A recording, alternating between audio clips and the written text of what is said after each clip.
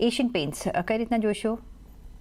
તો આપણે એશિયન પેઇન્ટ્સની વાત કરીશું તો આ સ્ટોક કાલે પણ ઘણો આપણને એક સારી મોમેન્ટમ અને રેલી આપણને સ્ટોકના અંદર કાલે રિઝલ્ટ બાદ પણ જોવા મળી રહી હતી અને આજના આપણને રેલી કન્ટિન્યુ થતા પણ આપણે જોઈ રહ્યા છે. તો નંબર્સ ફ્રન્ટ પર આપણને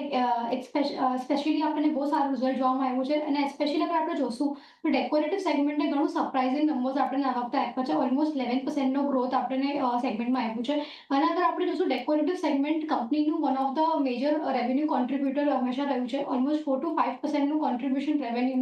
આ સેગમેન્ટમાંથી આવતું જોતા દેખાય છે આપણને અને આ સેગમેન્ટમાં કંપનીએ ઓલમોસ્ટ એટલા જે એક્સપેક્ટેશન્સ છે એ બીટ કર્યા છે. ઘણા બધા નવા ઇનિશિયેટિવ્સ લઈને આવ્યા છે કેમ કે અગર આપણે જોશું તો આખો સેગમેન્ટ ઘણું કોમ્પિટિટિવ પણ છે. ઘણા બધા નવા કમ્પેટિટર્સ પણ હમણાં એન્ટ્રી થયા છે માર્કેટના અંદર, જેના કારણે પછી અગર આપણે જોશું એક્સપેન્સીસ અને ઓપરેશનલ એફિશિયન્સી મેન્ટેન કરવું થોડું ઓવરઓલ આ સેક્ટરમાં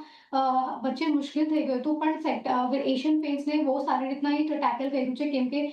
જે એમના સેગમેન્ટ્સ છે ઘણા ડાયવર્સિફાઈડ છે અને વન ઓફ ધ હોમ ડેકોરમાં અગર આપણે જોશું તો one of the largest leading પ્લેયરમાં એમનું નામ આવે છે અને સાથે જ કંપનીએ અગર આપણે જોશું તો એક જે રિસેન્ટનું જીએસટી રેટ કટ આપણને મળેલું એના પછી જે ફેસ્ટિવ ડિમાન્ડનું બૂસ્ટ હતું બધું કંપનીને વેલ ફેક્ટરલી આપણને કામ કરતું અહીંયા દેખાઈ રહ્યું છે. આ બધા ફેક્ટર્સ કંપનીને ઘણા હેલ્પ કર્યા છે કે આપણને નંબર્સ અને જે ક્વાર્ટરલી રિઝલ્ટને ઘણા સારા એવા લેવલ પર લાવવા માટે. તો આ બધા આપણે ફેક્ટર્સ જોઈ રહ્યા છે કે જેના કારણે જે એક સારી મોમેન્ટમ સ્ટોકના અંદર આવી છે અને આગળ લોંગર ટર્મ પર્સપેક્ટિવથી પણ આપણે વાત કરશું તો આપણે સ્ટોકના અંદર હજી સારી પોઝિટિવિટી હજી દેખાઈ રહી છે આપણને. ઓકે, જીગરભાઈ